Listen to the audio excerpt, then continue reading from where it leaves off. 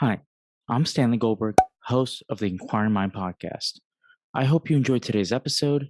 And if you're new here, I release 2 episodes a week with a variety of fascinating guests, and I would appreciate if you would support my podcast by liking this video and subscribing down below. Thank you for your support, and now to today's guest. Nicholas Christakis, welcome to the Inquiring Mind podcast. Stanley, thank you so much. Call me Nicholas. Oh, definitely will. It's unusual because even though I've done about 50 or so interviews thus far on the podcast, it's still weird that a person I've seen on a big platform or wrote a New York Times best-selling book chooses to spend some time and talk to me. So thank you for coming onto the podcast. No, it's my pleasure. Thank you for what you're doing. I mean, I think it's trying to, first of all, advance the public understanding of science is an important mission, like trying to get people to understand what science is, what its role is in our lives. And it's something which scientists and people engaged in media and ordinary citizens, everybody has some role to play in advancing the public understanding of science. And more broadly, advancing the public understanding of science, I would say, is a subsidiary concern to enhancing civil discourse in our society.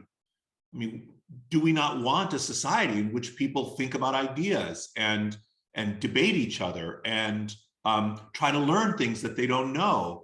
How can we create an ecosystem of ideas? And so I think what you're doing is incredibly valuable and important, to the functioning, to the well-ordered functioning of a good society, which I think everyone, regardless of their ideological persuasion, wants. Anyway, so I should be thanking you, not the other way around.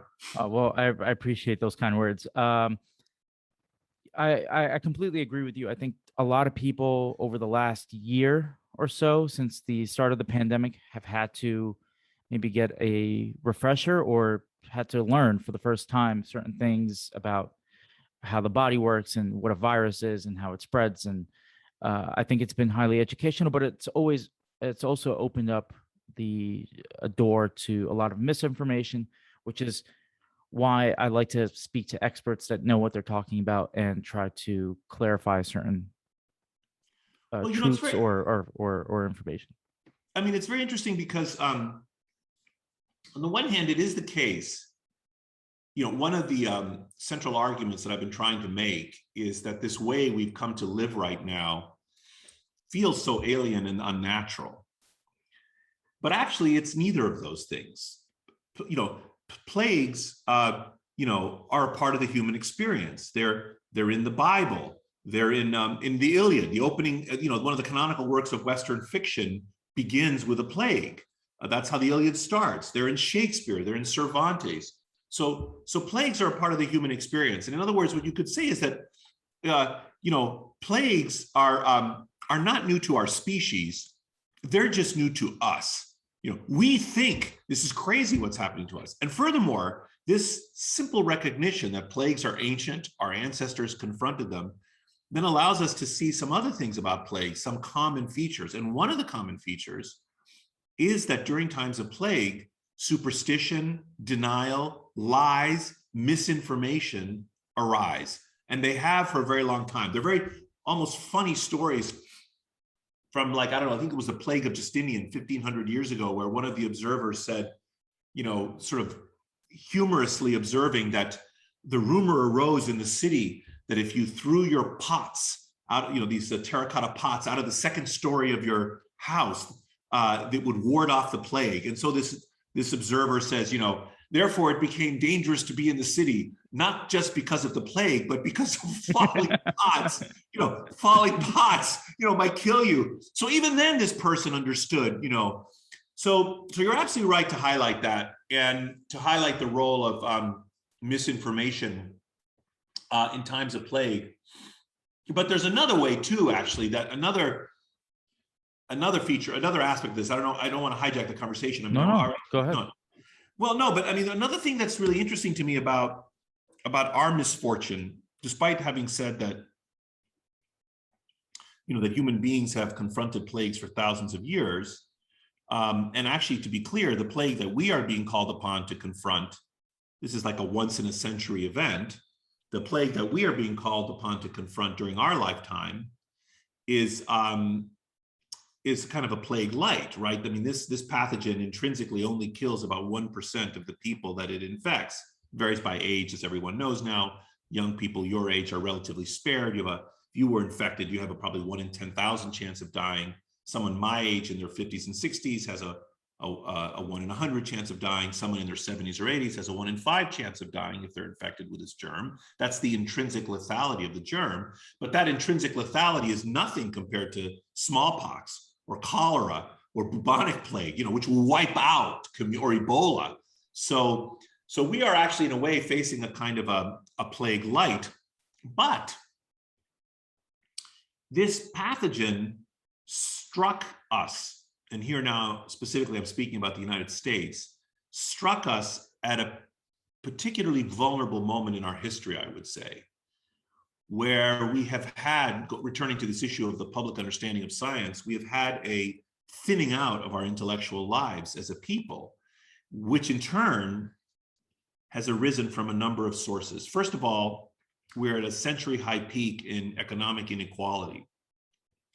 As many people might know this, but the level of economic inequality we have in our society right now is roughly as it was 100 years ago during the Gilded Age. Mm-hmm. Second, we have like decades-long peak in political polarization. We are more polarized as a polity than we have been in decades. And both of those have compromised our ability to work together as a nation to confront a common threat. And furthermore, we have right now, for another set of miscellaneous reasons, a kind of rising anti-elitism, partly, I think, because of the polarization and the economic inequality, where elites are seen as suspect. And this, in turn, has colored into seeing scientists as elites, and somehow as another interest group feeding at the public trough, and therefore to be some group to be suspicious of.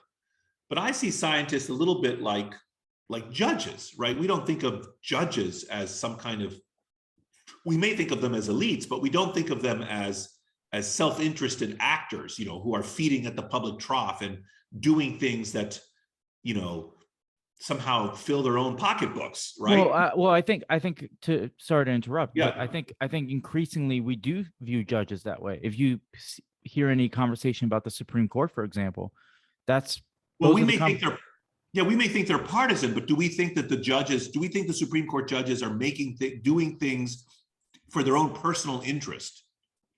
Yeah, but right. No, I don't think that we do, but we still view them as partisan actors.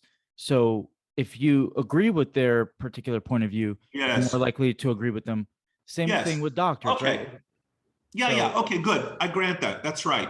I meant more narrowly in terms of, there's a way in which, for example, people might be suspicious of their doctors because they think, oh, the doctor is telling me to do this because he'll get paid more money if I do this. Or right. People are suspicious of, climate change experts. They think somehow, if the climate change expert is saying X, Y, Z, they must have some stake in it. They own stock in a company or they have some personal interest. So I was speaking more narrowly, but yes, you're right. We are unfortunately also beginning to see the judiciary through a increasingly political lens, which is not a healthy thing for us. Now, of course, judges are appointed by politicians, but it's not good to see that, right? We would like the judiciary to rise above politics, in fact. And so scientists are seen this way. And furthermore, our civil discourse has lost the capacity for nuance, right? These debates are framed as like, you're either with me or you're against me, or it's black or it's white. We don't, most adults, however, know that most issues are like shades of gray, right? I mean,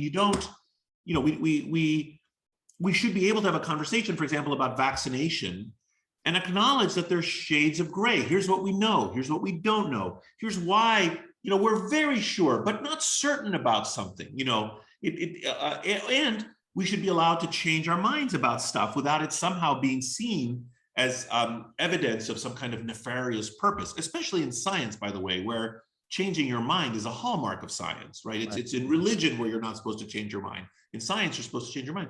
Anyway, so all of these features of our society, the inequality, the partisanship, the anti-elitism, the suspicion of science, the loss of capacity for nuance, which are all connected in my view. All of those are features of our intellectual life right now as a people, and the virus is exploiting those relentlessly to kill us, right? Many more Americans have died. I would say hundreds of thousands of more Americans have died than needed to have died. We're at like 625,000 or whatever we are right now of Americans dead, or more like closer to 700,000, I think.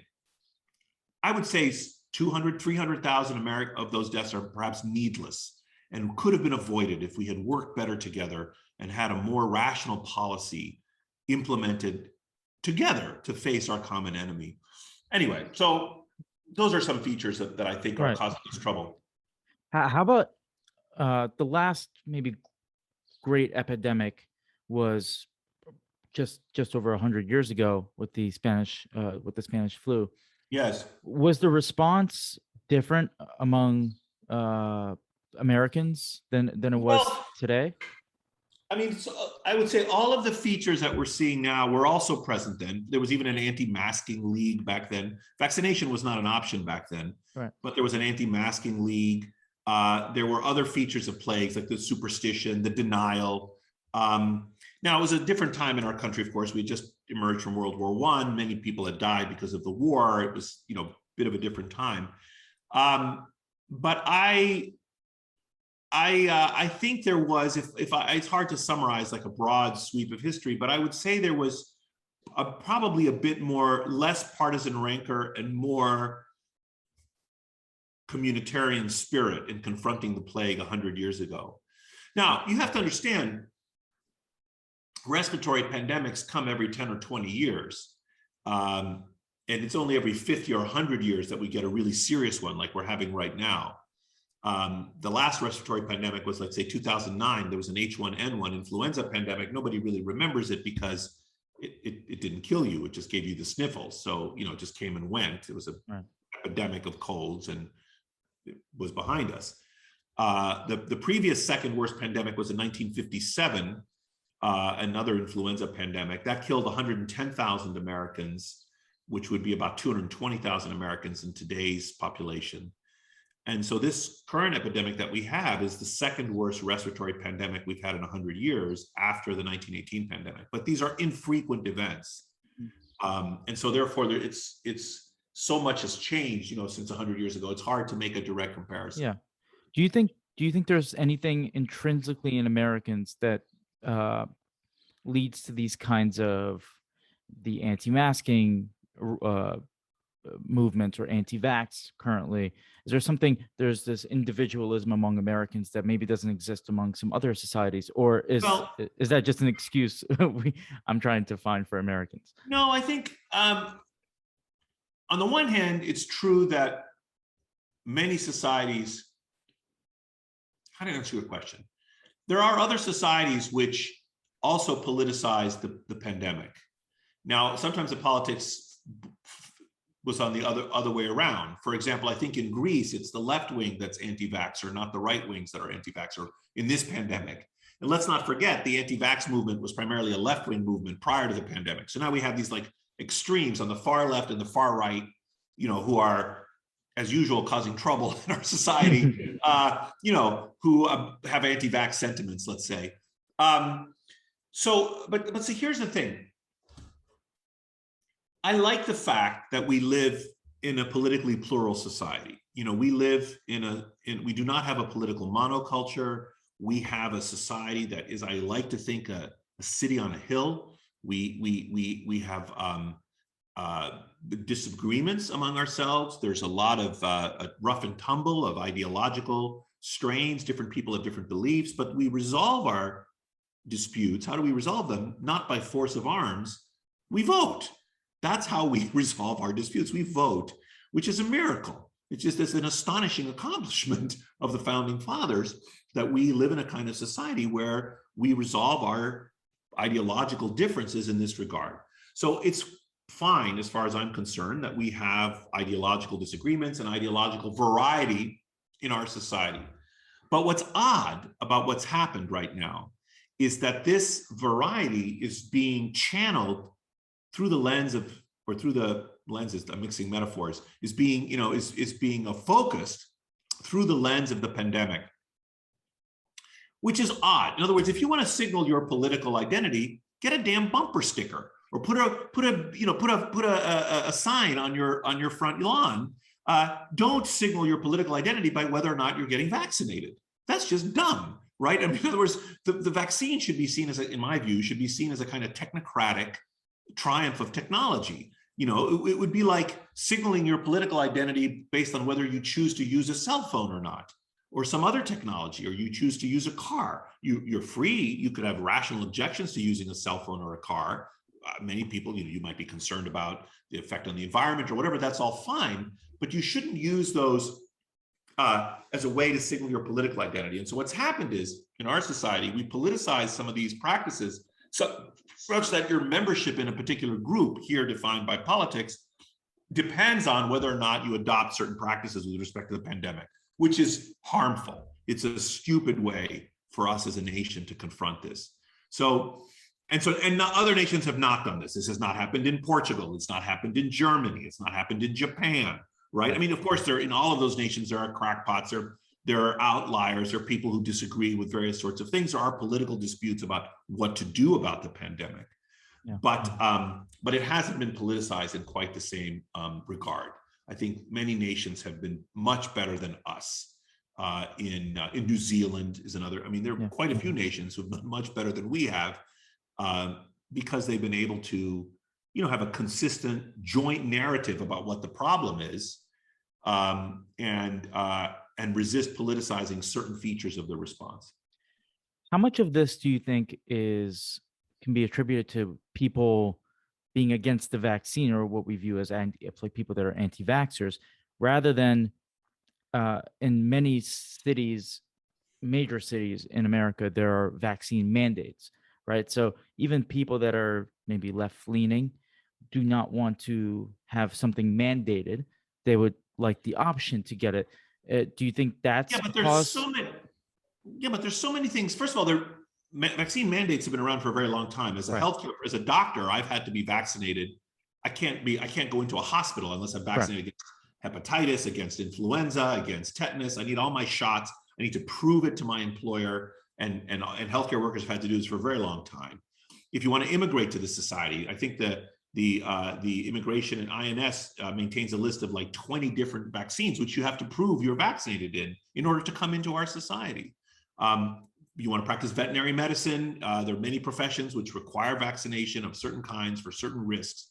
If you wanted to go to school, with few exceptions, you had to be vaccinated for measles, mumps, and rubella. The reason being is you're not allowed to impose risks on others. First of all, the state has an interest in the well-being of children, because some parents, there are all kinds of things we do on behalf of, so children is a special case, but even leaving that aside, you're not allowed to infect me. And so we have lots of rules in our society, speed limits, rules against secondhand smoke. You're not allowed to smoke in airplanes because you can't make me inhale your smoke, and so on. Mm-hmm. So I don't think the framing of this as a kind of individual liberty thing is quite appropriate. Now, having said so I personally have no problem with mandates for vaccination, including in businesses. And a private business is allowed to regulate the practice of its own business. They don't want their employees they don't want outbreaks at their firm. They don't want their customers to get sick. It would be bad for business if if some sports arena had a huge outbreak. People might shun that arena for 2 years afterwards. They'd lose millions of dollars. So in order to avoid that economic disaster, they say, look, we are having a rule. If you want to come to our arena, you need to be vaccinated, or whatever their rules are. That's a private enterprise kind of well understood thing that private enterprise is allowed to do in our society. So I'm not against mandates. In fact, I think I'm for mandates. However, having said that, I also don't like the strong arm of the state, crushing people. So I would like what I would propose is that we make it very difficult, but not impossible for people who don't wish to be vaccinated. So, we will say to people, look, if you're so fervently committed to not being vaccinated, yes, we're a plural society. For example, I'm opposed to the to the private ownership of guns. I don't think citizens should own guns. I think it's dangerous. We lose tens of thousands of lives. But I live in a society in which I recognize there are lots of people who have the complete opposite opinion that I do. And I'm pleased to live in a society, and they are my fellow citizens. And our political system has resolved this disagreement among us basically in their favor. So we have widespread ownership of guns in our society. And I would not want a state that, turned to tens of millions of my fellow citizens and said, we're going to forcibly disarm you, right? So even though I don't want them to be armed. So analogously, even though on the vaccine issue, I think I would like to make it very difficult, but not impossible, for people to avoid vaccination. So, for example, I don't have, if you truly don't want to, you are welcome to remain a citizen of our society, but you cannot come to a restaurant and put me at risk. You can't get on an airplane. There are constraints on what you can do. We're not going to come and send troops to your door and vaccinate you against your will. But, we are going to say, look, you can't smoke inside. You can't come inside if you're not vaccinated. I think, well, another reason why maybe some people don't like just the zero-sum way that vaccines have been implemented or imposed on society is that it shuts down other conversations that other scientists want to have. For example, about treatment, right? If you get COVID, is there a way that we can treat it that people will not die from this virus? No, unfortunately. Or sorry. And the other thing is, people don't talk about health, right? What can people do generally? And I'm not talking about just the virus. Preventative measures. They're not mutually exclusive. No one says that we can only talk about vaccination. Absolutely, people should take measures to be fitter and healthier and reduce their risk in other ways of contracting the virus, or if they contract it, to enhance their probability of survival or minimize their risk of problems. Absolutely, that's true. And furthermore, I would be delighted if we had powerful drugs to treat this. But what you have to understand is that if you think about pathogens, microbial pathogens, they're broad categories like parasites, like amoeba and giardia and bacteria and viruses. Remember high school biology. And one of the things that's really important to understand is that we have lots of drugs for bacteria, penicillin and sulfonamide and the ciprofloxacin category and the tetracycline category, and many different categories of antibiotics that kill bacteria. We have very effective treatments for bacterial pathogens, but we have few, if any, effective treatment for viruses. And we've been trying for decades. It is really difficult to invent drugs that kill viruses. Part of the reason for that is that the viruses exploit our own bodies to reproduce, unlike the bacteria, which are like an alien species in us. So they have a biology different than ours. And so drugs that kill them might not affect us. Viruses is a different kind of problem. So there are, in fact, very few drugs that are effective antivirals, and they're toxic, most of them. So now there are some exceptions, but it took, for example, for HIV, it took 30 years to develop highly active antiretroviral therapy, and that's a complicated regimen which has a lot of toxicity as well, or can have a lot of toxicity. We don't have good drugs for the treatment of viruses in general, and we certainly don't have many good drugs, if any, for the treatment of COVID. There's a dexamethasone, which is a steroid drug, which reduces your risk, if you're seriously ill, reduces your risk of death by about 20%. If you use monoclonal antibodies early in the course of the disease, you can get some benefit, but it's not a cure, and a few other little drugs that have small effects. So no, it would be a fantasy to say, oh, well, if I get sick, I'll just get some kind of medicine that will cure me. That's not the case. It is not the case. There aren't such medicines. It is a serious disease. Let me frame it another way. If you're a listener at any age you are, you're 20, 30, 40, 50, 70, whatever age you are, if you would be worried about being hospitalized with a heart attack, if you were hospitalized for COVID, your risk of death would be higher. So coronavirus is not a trivial disease. And I think people, and part of But part of the problem has been this virus is the fiendish. It has all these features that have made it really difficult for us to fight. One of the fiendish features of the virus is its capacity for asymptomatic transmission, that it can spread even when people don't have symptoms. Another fiendish property of the virus is its protean manifestations. The fact that the virus can cause such a range of severity of illness, from no symptoms to mild symptoms to, you get a bad cold, but you're not hospitalized, to in the ICU to dead. That's like a huge range that the virus can do. And in many body organ systems, it can affect your intestines, it can affect your brain, it can affect your lungs, it can affect the musculoskeletal system. So the virus can affect many body systems and many severities. This protean manifestations of the virus has really made it hard for us to fight. Let me explain why. Imagine you had a population of 1,000 people and 10 of them get seriously ill, and with the virus, with coronavirus, and one of them dies. So you would calculate that 1 out of 10 people who got infected with the virus died, or a 10% case fatality rate, which is really bad. Now imagine another population B, again 1,000 people, again 10 get seriously ill, again 1 dies, but in addition, 90 people get a mild case of the illness. They just get the sniffles. Mm-hmm. So 100 people are infected overall. So 1 out of 100 of them die. So a 1% case fatality rate. In which of those two worlds is worse? Which of those two worlds would you prefer to live in? A world in which 10% of the infected people die, or in a world in which 1% of the infected people die? 1%. You might think that, but that's not correct. The second world, world B, is a worse world, because both worlds have 10 people that got seriously ill, and both worlds have 1 person that died. But in world B, you also had another 90 that got a mild illness. It's a higher disutility state. It's worse to be in world B.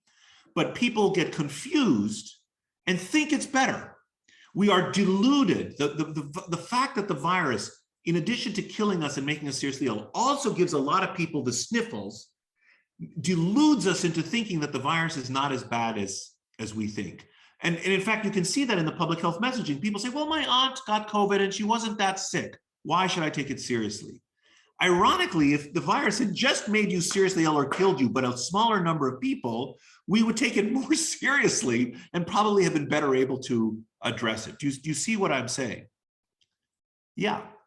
So this virus is like a clever opponent. It has fiendish qualities which have made it very hard for us as a people to effectively deal with it. And as many as 1 million Americans are going to die of this. I called this, like, over a year ago.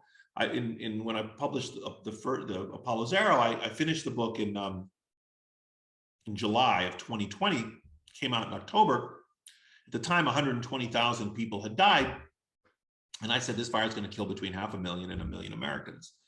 And incidentally, it's going to kill that many Americans, and it's going to disable, this is another thing that doesn't get enough attention, about 5 times as many people as are infected with the virus, about 5 times as many people as die of the virus will become disabled. In other words, they will recover from it. They'll have long or short COVID, they'll recover, but their body will be scarred. Their kidneys will be damaged, or their pancreas, or their heart, or their lungs, or their brains. They might have psychiatric or neurological problems.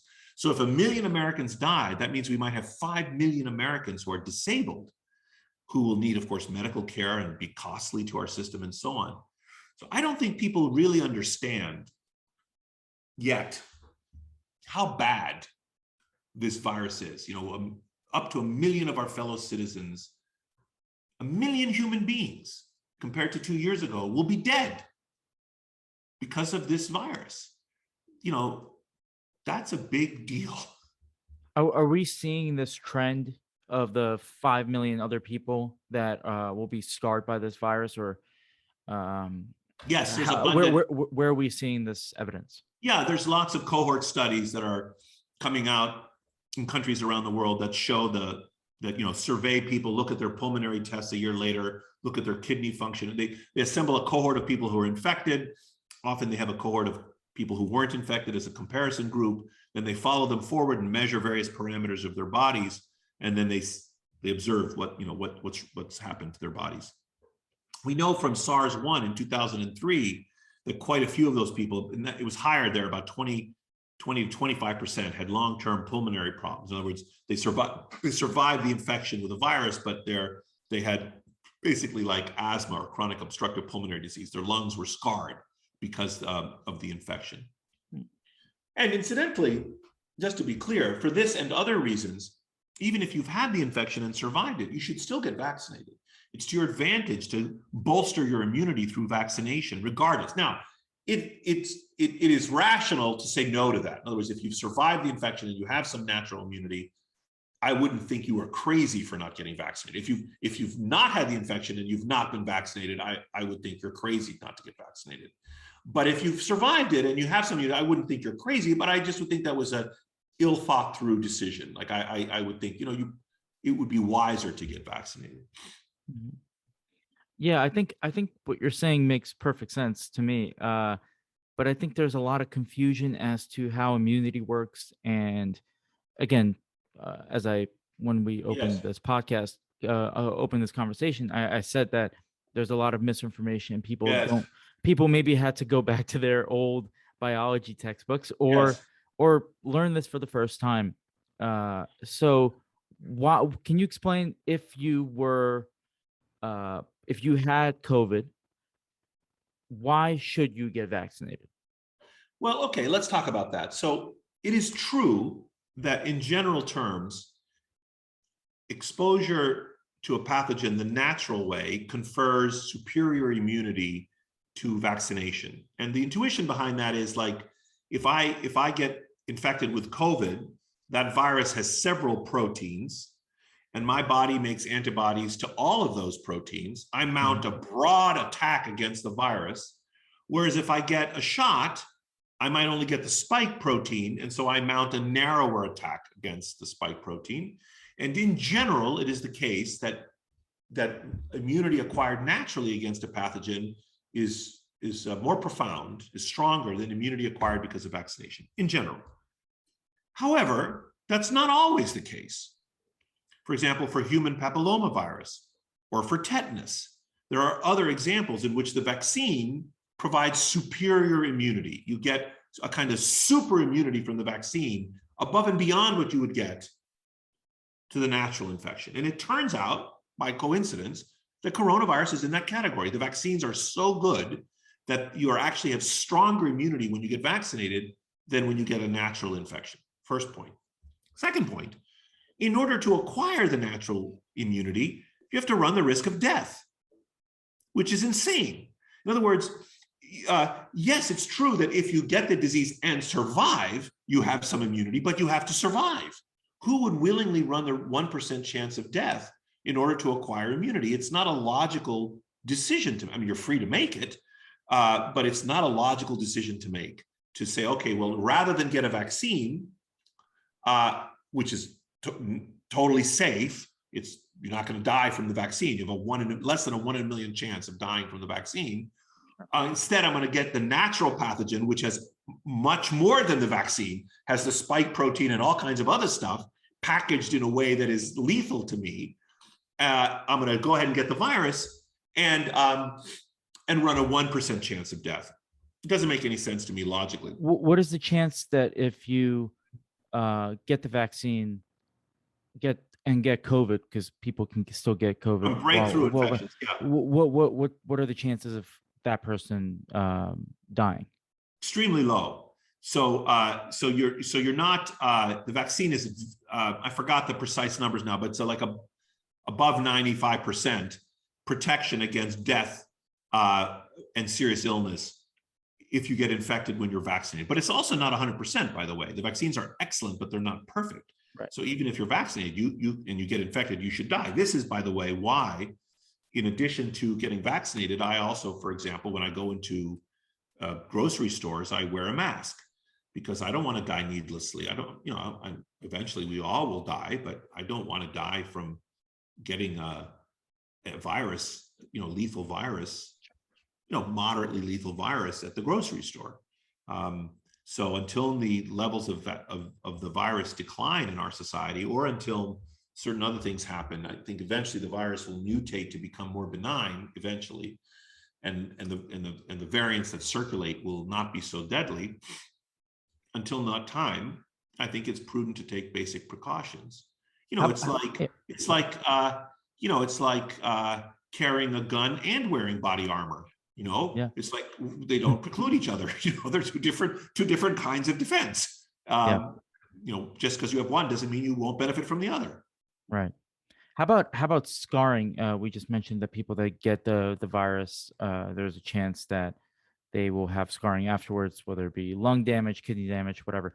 How about if you're vaccinated, you haven't had the virus before you were vaccinated, Yes, you get the it's vaccination and you get the virus on top of it.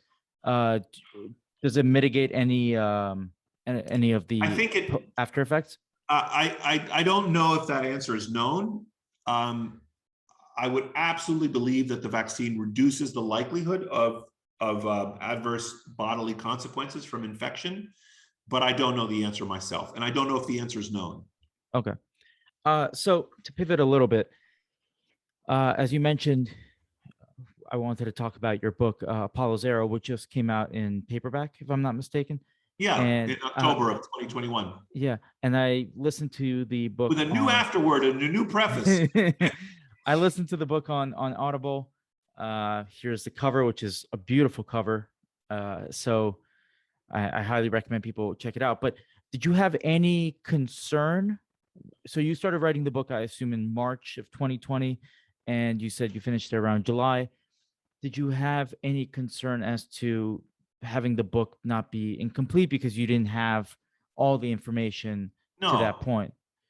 no. I mean, this is the point. You know, people like me. I mean, I'm not the only one. There are lots of people like me who have spent their lives studying these types of topics. There's a lot of expertise. It's like, you know, if you were a master carpenter and you were writing a book about building cabinets, would you have to be building a cabinet while writing a book about cabinetry? No, you would say, I've built many cabinets. I know how to build cabinets. I'm writing a book about cabinetry. And you know, I've studied many contagious processes. I'm familiar with the history of epidemic disease, and this disease is following a kind of playbook. And almost nothing has changed from what I described in the book. Now, when I wrote the book, the vaccines were in trials, in phase 3 trials. There was strong hints the vaccines would be effective, but we didn't know how effective, and we didn't know when they would come out. But I assumed that they would come out in the first quarter of 2021. They came out about 2 or 3 months earlier than that, in December of 2020. But they didn't come out even fast, though they came out. It wasn't fast enough to stop the epidemic, and we didn't implement the vaccines anyway in a manner sufficient to stop the epidemic. You know, we would have had to have everyone get vaccinated immediately, which, you know, we've had a lot of disputes about getting everyone vaccinated. So, you know, people have continued to die. And as I mentioned earlier, I forecast that between 500,000 and 1 million people would die. And that's exactly what's happened. Um, so no, I don't think much has changed or is different than described in the book. But partly that's because, as I said earlier, plagues are not new to our species. They're just new to us. So in fact, if you can look at past examples, and a lot of what we're seeing is very typical, unfortunately. Yeah, Of to that point, I think a lot of people, especially in the quote unquote elites or um, the presidents of the United States, some have been students of history. I would argue maybe our previous president was not as astute. No, our previous president, I think, did an abysmal job in confronting the pandemic. I don't think we need to mince words about that. We don't have to make it political. There were certainly Democratic governors who did a crappy job, and Right. there were other leaders in the rest of the world who also did a bad job. There was you know, I don't think Boris Johnson did such a great job in England, but I don't think we should let the president off the hook. I mean, I live in the United States of America. We're a rich, civilized society with an extraordinary depth in science and technology. And I expect more from our government. I expect more from the White House. I expect the government to rally the troops and effectively confront a national security threat like a pandemic. 1 million Americans will have died. Hundreds of thousands will have died needlessly because of President Trump's inaction and, frankly, incompetence in dealing with the virus. Now, You like I left. said, So, yeah, I okay, mean, there sorry, were but Democratic governors, there were Democratic mayors, there were other people on the right and on the left. There were also a lot of Republican governors who were and remain, in my view, deeply incompetent in terms of facing this public health threat. But like I said, I think the buck stops here at the White House, and I think the past administration was awful. They minimized the threat. They fiddled while Rome was burning. The president said, it'll go away, it'll go away, it'll go away. He said it'll go away when there were 5 cases in the United States, when there were 50, then when there were 500, when there were 5,000, when there were 50,000 deaths in the United States. He was still saying it was going to go away. Nobody thought it was going to go away. No one who knew about respiratory pandemics thought this at all. I knew it wasn't going to go away in January of 2020. And if I knew more than the president of the United States, there's a serious problem. It wasn't just me, by the way. A lot of other epidemiologists, we were all emailing each other and saying, what the hell is going on? The White House is minimizing this threat. Don't they understand what's happening? And we now know that the president was in fact briefed, unsurprisingly, because he's the president, by the NSA back in the end of, before I knew, thank goodness, the NSA knew, and, was informing the president of this, looming threat. And no action. We did not prepare PPE. We did not have masks. We didn't have gloves. Our doctors were not properly equipped. We didn't have ventilators. I want to remind people, we had no testing. The testing was bungled. We didn't prepare the public for the national threat. It would be like if I watched a foreign military gather its ships off our shores and did nothing. Said, oh, never mind, go to the mall, shop, go to movies, ignore it. Oh yes, now they're preparing their missiles on deck. Never mind, never mind. Oh, they're coming within our territorial waters. Never mind, never mind. This is just incompetent. We should be preparing the public for, to repel the invader, and we weren't. and were the people that were advising President Trump telling him to prepare all of these things, and he just did not? Yes, we know the president was. Well, first of all, we know the president got some good advice. He may also have gotten bad advice, but again, that he's the president. I mean, it is his job to seek advice broadly and then make a wise decision. So his not getting the advice does not excuse him, right? I mean, the president can't say ignorance. And besides which, all he had to do was watch the news. I mean, certainly by February, Italy had collapsed. Let's not forget, rich Western democracy was brought low by the virus.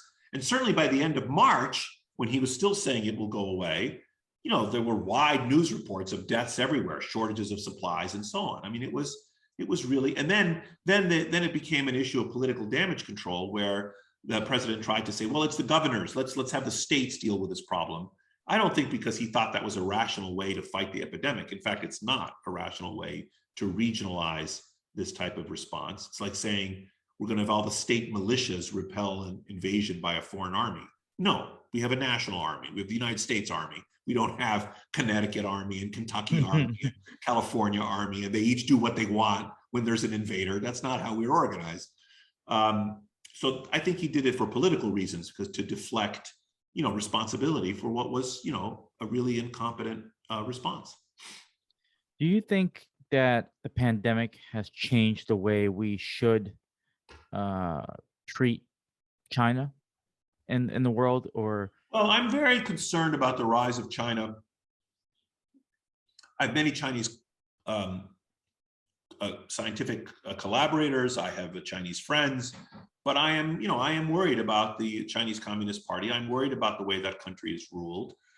I'm worried about the rise of China geopolitically, and that I could have had all of those worries independent of the pandemic. Now, on the issue of the pandemic, I think the Chinese brought their best game to fighting it. We'll come back to the origin in a moment. Once the virus was loose, the Chinese used their own tools. They're an authoritarian country. They have a collectivist culture. And on January the 24th, 2020, they said, you 930 million people, you all have to stay home now because we told you so. And they did.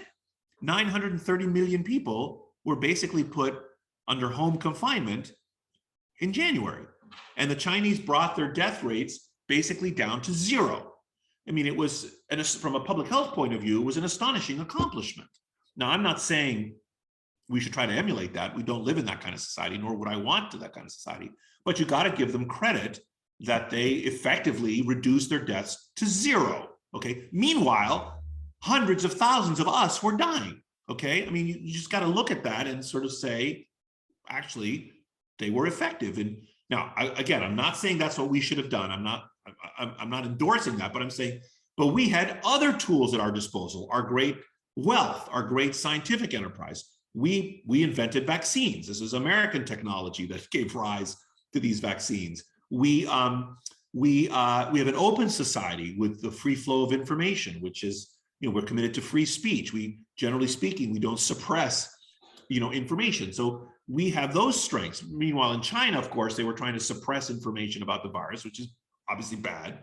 So, but we didn't use those tools effectively, did we? We didn't bring our best game to fighting the virus. Now, going back even further to the origins of the virus,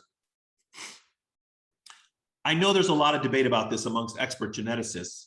There are some experts who do believe the virus was engineered, but they are in the minority. And my read of the evidence is that this virus was not an engineered virus. It was not a bioweapon. It wasn't made in a lab, which leaves two remaining hypotheses. Either it was a naturally collected virus, which was taken back to the laboratory and then leaked and then started spreading. So the lab leak theory, or it was a virus circulating in animals which leapt, and an infection in animals is called a zoonosis, like zoology or zoo, same root, the zoonosis. And so that was a zoonotic leap, a leap from animals to humans. Those are the two competing theories. Now, we know over the last, every adult listening to this conversation, if they just stop and think, will recognize there have been many zoonotic leaps, even in our lifetimes. HIV was a zoonotic leap. It went from chimpanzees to humans. Ebola is a zoonotic leap.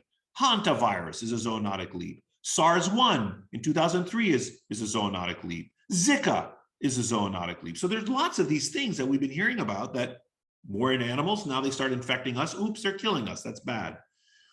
So I still think it is more likely than not that this also was a zoonotic leap. But we can't be sure. It could have been a lab leap, a lab leak rather than a zoonotic leap. It could have been. And the Chinese secrecy isn't doing them any credit, right? I mean, I think we can't be sure, in part because the Chinese. Now, again, in fairness to the Chinese, if let's say this pandemic had started because we had bungled it in one of our bioweapons labs, we also would not be eager to let the Chinese scientists come to our bioweapons labs and take a look around and inspect what we were doing. So, I'm not forgiving the Chinese for being secretive about their research program in Wuhan, but I think in fairness, we can understand why they, wouldn't want our inspectors, snooping around their laboratory. Right. So since you're an expert on social networks and connections, that's the theme of your previous book, if I'm not mistaken, or 2 books ago. But both previous books, both previous books address human social interactions. Yes. So I currently work in an elementary school and spend a lot of time with younger children. My wife is an elementary school teacher. Oh, fantastic! Yes. So are you in any way concerned, or have you seen what effect the pandemic has had on younger children? And do you believe that some of those potential adverse effects will be long-term? It is hard to be sure, but from what we know, the coronavirus is a relatively benign disease in young kids. And 100 years ago, if such a pandemic had occurred, and actually in my book, I argue that the 1890 epidemic that used to be thought to be influenza might have been a coronavirus epidemic. Usually what happens is eventually this current virus will become endemic. It will circulate among us forever. And probably what will happen is kids will be exposed to it when they're little, they'll get a nasty cold, and then they'll recover, and then they'll have some immunity. And if they're exposed in the future, they will have immunity to the virus, and they will not have been more adversely affected. Whereas if you're an adult and you're exposed for the first time, you could have a serious or fatal illness, just like chickenpox, by the way. So many listeners will probably remember that if you get chickenpox as a kid, it's an irritating disease, but you survive it. If you've never had chickenpox and you get it for the first time as an adult, it can kill you. So chickenpox is a worse disease in adults than in children. And coronavirus has the same features. So probably the disease will be like that. We don't know for sure yet, but probably. And infections in young people will be relatively benign. Having said that, I think I would vaccinate children. If it were my children, I have a 12-year-old, and we will be vaccinating him as soon as he's eligible. I would use the pediatric dose of the vaccine. I don't think there's any reason to use a high dose. And there is some debate about whether the benefits of a vaccination outweigh the risks in people younger than 12. So there's a certain age in which it's a crossover where the very rare complications of vaccination, like the myocarditis, for example, 1 in a million or whatever the rate is it's actually a bit higher than 1 in a million, but the myocarditis risk exceeds the risk of just getting the disease and coronavirus. So, it can be a difficult decision, but I would say for kids that are preteen or later, I think it's a no-brainer to get a vaccine. How about social effects, maybe in terms of interaction, in terms of losing a year of schooling, essentially? I'm not saying they, I don't think they received. Well, now that's a different calculation. You're saying from a public policy point of view, right? Vaccinating children is wise because it brings the pandemic under control more rapidly. And kids also have an interest in their parents not dying, and in our society being functional, right? Like missing a year of school. So from a societal point of view, getting as many people vaccinated as soon as possible is exactly the right thing we should do. In Portugal, I think they have 96% of all people. I don't know the precise number, but it's extremely high. It's above 90 of all people, including children, I think, have been vaccinated. And that allows them to have big sporting events and have relatively normal interactions. And that's good for kids. It's not good for kids to have loved ones die. It's not good for kids to have loved ones impoverished because they can't find work, their parents can't find work. It's not good for kids to have to wear masks at school. It's not good for kids to be vectors of the pathogen. So as a general rule, they should be vaccinated. My brother, who's a famous pediatrician, he has just gone on record last week. He's assessed this literature. His name is Dimitri Christakis. Dimitri thinks that we have lots of other vaccines we require: measles, mumps, rubella. We've had the conquest of deadly childhood diseases because of vaccination, and coronavirus is just another one of those that we should just tolerate the very small risk and vaccinate children so that we can return to life as normal, including for them, as soon as possible. Okay.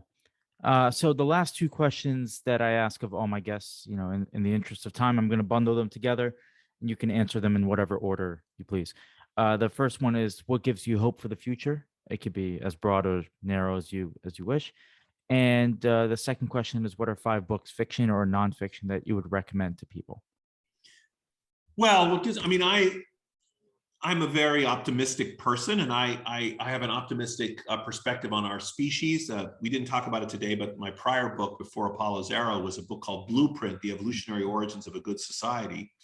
And that's a book that it's a bit like, I like to think it's a little like Jared Diamond's Guns, Germs, and Steel, or Steven Pinker's Better Angels of Our Nature. It's aspires to be a big book that explains the origins of goodness actually in human beings. It helps explain why we live the way that we do. And that book, I think, is an optimistic book. It marvels at human beings, our capacity for love and friendship and cooperation and teaching, all these wonderful qualities. So what gives me hope is the fact that we are an animal that intrinsically is good, in my view. The books that I would recommend, this is always very hard for me. I read a huge amount of stuff. I would say that classic fiction that I love. I mean, of course, I love the Iliad, and of course, I use the title Apollo's Arrow comes from the Iliad, which opens with a plague, Mhm. uh, and uh, and it's a deep humanistic book. I also love Plato's The Last Days of Socrates, the 4 dialogues that talk about Socrates' death. And you weep when you read about Socrates and how he willingly went to his death and how he was killed by a mob, basically a group of deluded individuals who didn't understand his wisdom and his contributions. I like Jane Austen. I like Pride and Prejudice. I think it's just a miraculous book, things like that. And, modern fiction, I mean, I'm going to quote the usual stuff like Toni Morrison, Amy Tan. I